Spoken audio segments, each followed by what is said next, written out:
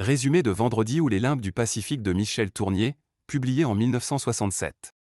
Vendredi ou les limbes du Pacifique est une relecture philosophique et symbolique du mythe de Robinson Crusoe.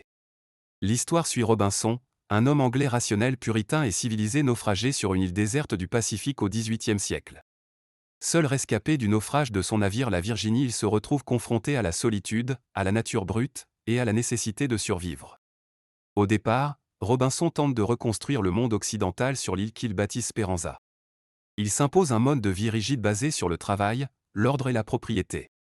Il construit une maison, élève des chèvres, cultive la terre, et tient un journal dans lequel il consigne ses pensées. Il cherche à dominer la nature et à garder intacte sa civilisation, malgré l'isolement. Mais peu à peu, cette solitude absolue affecte son esprit. L'île, au lieu de se plier à sa volonté, commence à le transformer. Il traverse des phases de doute, de folie, de méditation. C'est alors qu'arrive Vendredi, un jeune indigène qu'il sauve de la mort lors d'un rituel cannibale. Robinson tente d'en faire un sauvage civilisé, son serviteur selon les valeurs européennes. Il veut l'éduquer, lui apprendre la langue, le travail, la religion. Cependant, c'est Vendredi qui transforme Robinson. Par sa liberté, sa joie de vivre, son lien naturel et instinctif avec l'île, il bouscule toutes les certitudes du naufragé.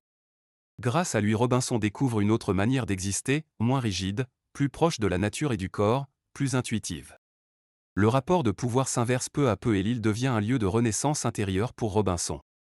À la fin, un navire anglais arrive pour le sauver après des années de solitude.